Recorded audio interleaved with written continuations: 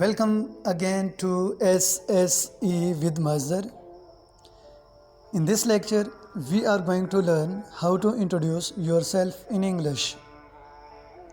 Wherever you are, wherever you go, whenever you meet new people, you have to keep the following points in your mind: name, place, age, family, profession, qualification, and hobby. All these points we are going to discuss in this lecture.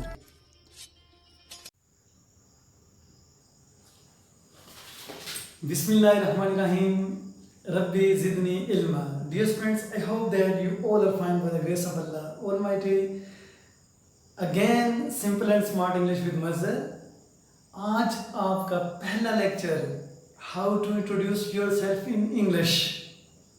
How to introduce yourself in English. Here it is written as well, how to introduce yourself in English. आज हम पढ़ेंगे हमने अपना तारफ English में कैसे कराना है.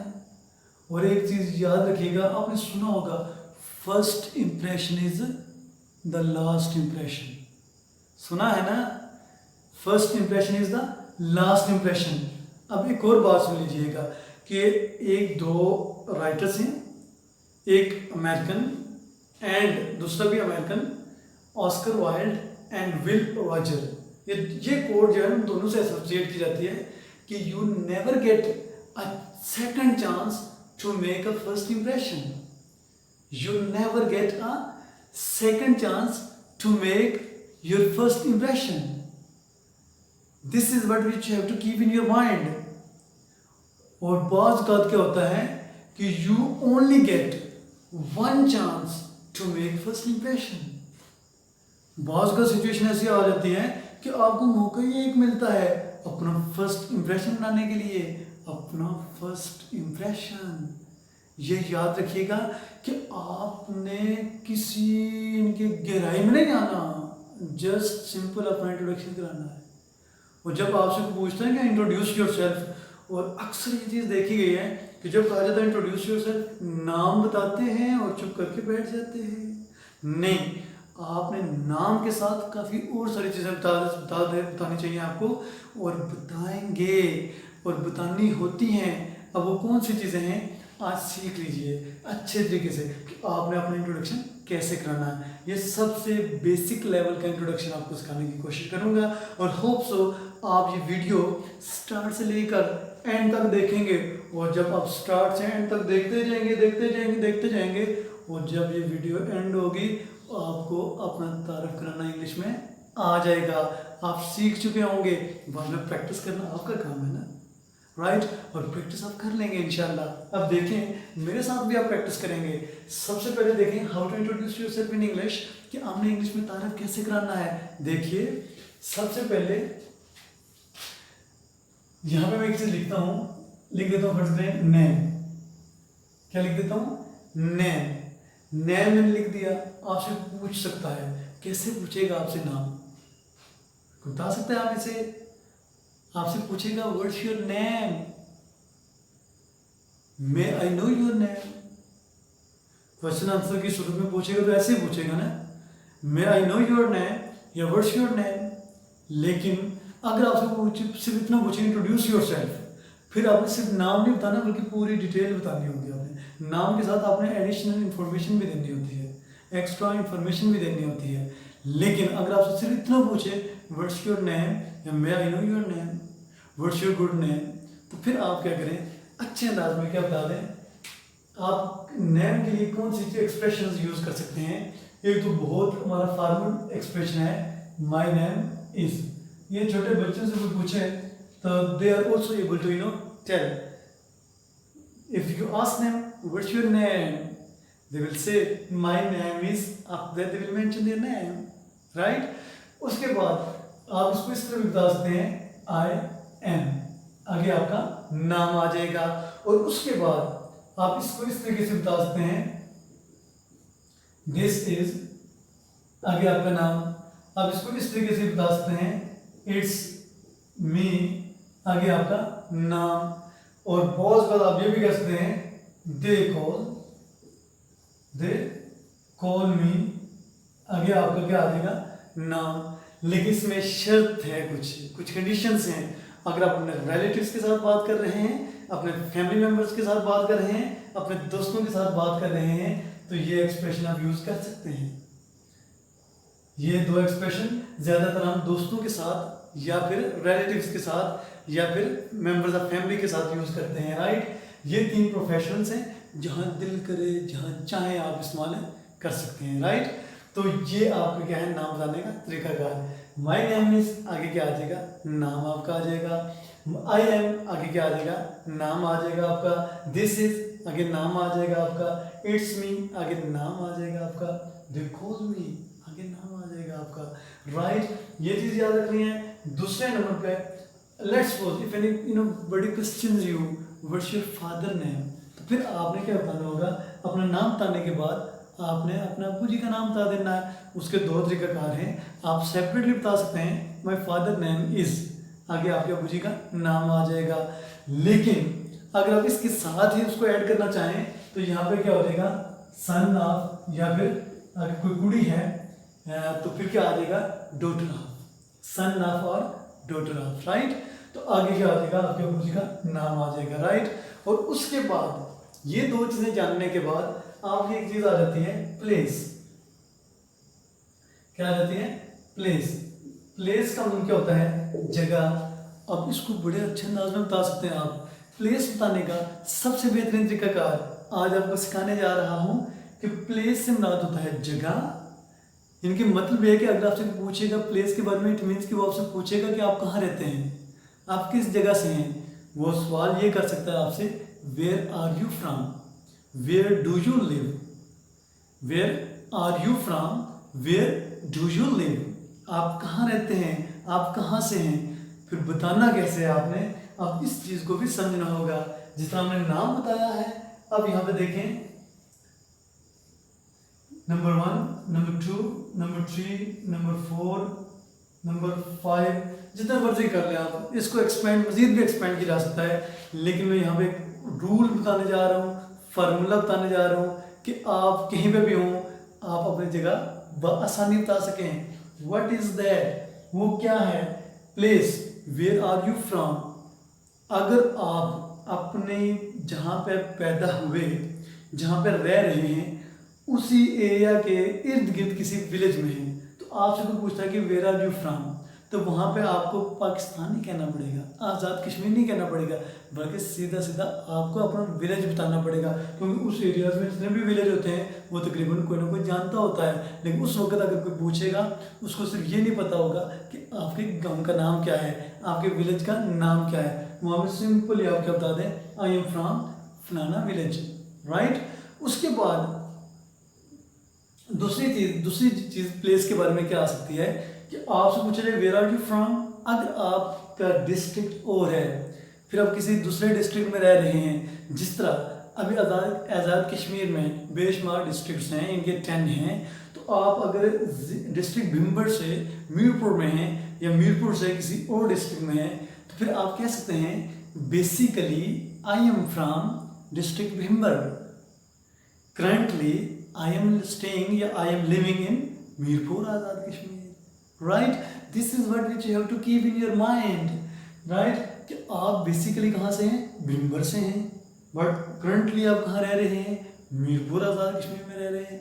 तो इसका मतलब क्या हुआ कि आपने पूछने वाले को ये बता दिया कि मैं बेसिकली कहाँ से हूँ और अब कहाँ रह रहा हूँ, राइट। और इसके बाद मैं मूव करता हूँ आपको, इसको मैं आगे नाम दे दूँ विलेज, तो आप आगे समझ जाइएगा कि विलेज का नाम बताना होता है, राइट। इसको अगर मैं दे दूँ डिस्ट्रिक्ट, तो इसका आपको बेसिकली क्या है कि बात का ये होता है कि आप अपना डिस्ट्रिक्ट बताते हो, मैं भी उसी डिस्ट्रिक्ट में रह रहे हूँ, तो आप सीधा सीधा कह सकते हो आई am from Bhimber Azad Kashmir, right. और उसके बाद आगे मूव करता हूँ, आप भिम्बर आज़ाद कश्मीर से निकल कर पाकिस्तान के किसी सूबे में या किसी जगह चले गए हैं, तो वहाँ पे आपसे कोई पूछता है stranger O gentleman where are you from, तो फिर वहाँ पे आपने क्या बताना होगा I am from Bhimber AK, I am from Mirpur AK, I am from Kotli, A K I am from Muzaffarabad, A K I am from बाग। ये जो चीज़ें फिर साथ आपने क्या करना होगा, आज़ाद कश्मीर, राइट। ए के से मुराद क्या है, आज़ाद कश्मीर, राइट। अगर पाकिस्तान से भी फर्ज में आप क्या होगा, चले गए आगे, कहाँ पे चले गए, खुद सोचें, आप उड़ गए, क्या हो गए, उड़ गए, फ्लाई कर गए, किसी दूसरे मुल्क में चले गए, तो आपसे वहाँ पे पूछा जाएगा वेयर आर यू फ्रॉम, तो वहाँ पे क्या बताना होगा आपने, आई am from Pakistan, I am from Pakistan. ये मेरे वर्ड सुनते जाइएगा और इनको नोट करते जाना साथ साथ, राइट। विलेज बता दिया हमने, उसके बाद हमने क्या बता दिया, डिस्ट्रिक्ट बता दिया, और उसके बाद हमने क्या बता दिया कि हम जहाँ पे हों उसके मुताबिक हमने बताना होगा कि हमारा जो मेन प्लेस है यानी कि बर्थ प्लेस अगर उस एरिया में है, then you need to mention your district name as well, right. If you are not there, you are in another district, so you need to mention your basic district, primary district, and currently where you are. This is also this is also very important to mention, right? And apart from this, if you are in Azad Kashmir, then there is no issue mentioning district name with Azad Kashmir. But if you are in Pakistan, there you need to mention that if anybody questions you, any stranger questions you, where are you from, then you need to mention that district name with state Azad Kashmir, right? And if you are in foreign, then what do you need to do? You need to just mention, man, you need to mention that I am from Pakistan, right? So this is what which you have to keep in your mind. So how to tell your place according to the situation, right? And after that I am going to move towards another activity which you can add, that is your profession. Moving towards age, how to tell your age, आपने अपनी as कैसे बतानी है, right. इसके दो तरीकेकार हैं। एक तो आप इसका कह सकते हो, if anybody questions you what's your age और हाउ ओल्ड आर यू, तो आपने बताना होगा I am 30 years old. This is a complete sentence, right. ये कंप्लीट सेंटेंस है, आप सिर्फ इतना भी बोल सकते हो, right. I am 30. It's totally up to you how you answer. If you say I am 30 years old, it is not years, it is years old. If you are not able to mention these two words, you can mention only I am 30. But you need to mention your age, not the age which I wrote on a whiteboard, right? And after that, you can be asked about the profession. Gentlemen, this is very important. Profession. What is your profession? It means work. आप करते क्या हो? What do you do? What are you doing in these days? What is your profession? आप mention कर सकते हो by profession. By profession, I am a, right. After that you need to mention your profession. By profession I am a teacher. By profession I am a student. By profession I am a lawyer. By profession I am a doctor. By profession I am an engineer. So it's totally up to the person whose profession is going to be discussed or communicated, right? So by profession I am a, after that you need to mention your professional name, right? Profession name को mention करने के बाद हम move कर रहे हैं किसकी तरफ, आपकी qualification की तरफ। ये अक्सर mention कोई नहीं किया जाता, लेकिन यहाँ पे मैं बताऊँगा लाजमी कि qualification बतानी कैसे है आपने, right? आपको प्रोफेशन से ही आइडिया हो जाएगा आपकी क्वालिफिकेशन क्या है, राइट। फर्स्ट में आप कहते हो my qualification is matric, my qualification is intermediate, my qualification is graduation, my qualification is masters, my qualification is MPhil, my qualification is PhD, right? But you can add something more in it. I am matriculated, I am intermediate, I am graduate, I am masters, I am MPhil, I am PhD. You can mention in this manner as well. So if it totally depends on your field as well, right? If you are an engineer, you can say I am an engineer, I am a doctor, I am a lawyer, whatever soever your profession was that profession exactly matches with your qualification. So you may mention your qualification in this manner as well. As my qualification is concerned, I have done masters in English from Naman, Islamabad, right? So you may mention in this manner as well, right? So whatever the university name is, you need to just mention your university name, right? So after mentioning qualification, as I mentioned earlier, you may think over it that if you forget any sentence first time, you may replay video as well. So soon after replaying, so you will be in a position to listen the missing sentence again. अब मैं move करता हूँ, आपको किसकी तरफ लेके जा रहा हूँ, आपकी हॉबी की तरफ. ये बहुत ही इम्पोर्टेंट चीज़ मैं बताने जा रहा हूँ आपको कि हॉबी क्या है, मशगला क्या है. What do you like to do? आप क्या करना चाहते हैं? What you like to do?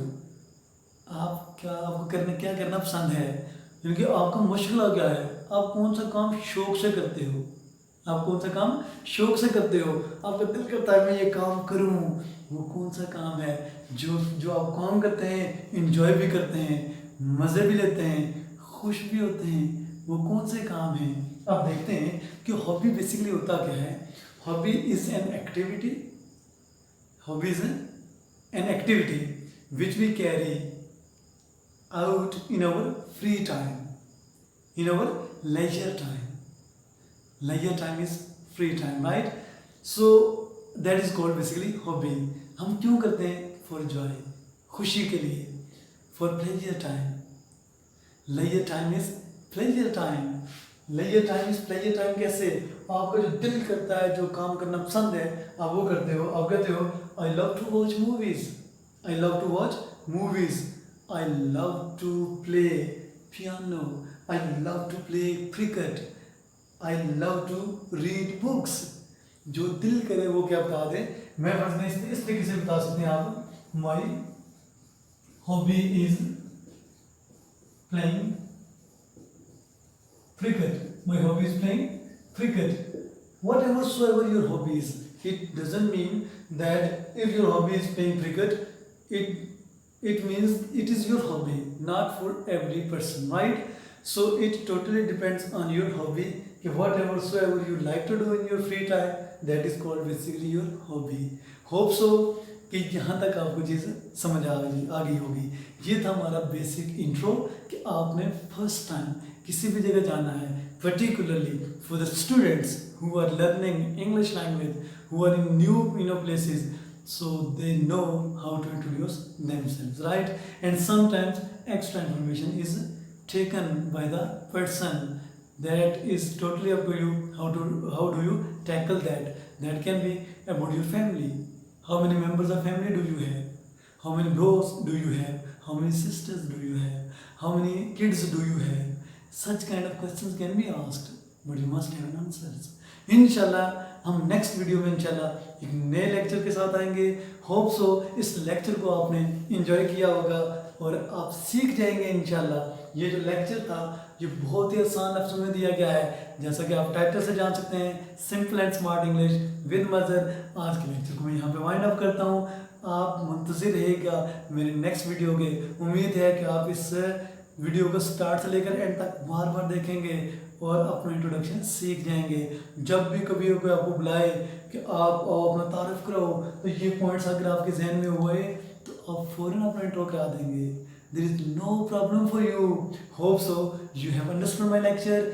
और मेरे चैनल को लाजमी सब्सक्राइब कीजिएगा, उसको लाइक भी कीजिएगा. हाँ, अगर कोई क्वेश्चन आपके जहन में आता है कमेंट्स बॉक्स में लाजमी कमेंट्स कीजिएगा. हम आपके कमेंट्स को देखेंगे, पढ़ेंगे, जो सवाल आप कर सकते हैं करें. और इंशाल्लाह एक आप क्वेश्चंस के ऊपर एक मुकम्मल वीडियो के साथ आपको बताया जा सकता है। आपने फलाने लेक्चर में ये क्वेश्चन पूछे थे, फलाने में ये थे, फलाने में ये थे। वो एक ज़बरदस्त किस्म का एक लेक्चर बन जाएगा ताकि आपका कोई कन्फ्यूजन ना रहे। और उम्मीद है कि आपने एंजॉय किया होगा। इसी के साथ आज के लेक्चर को मैं ख़त्म करता हूँ। हमारी मुलाकात इंशाल्लाह नेक्स्ट लेक्चर में नेक्स्ट वीडियो के साथ होगी। तब तक के लिए बाय बाय एंड अल्लाह हाफिज़ एज वेल।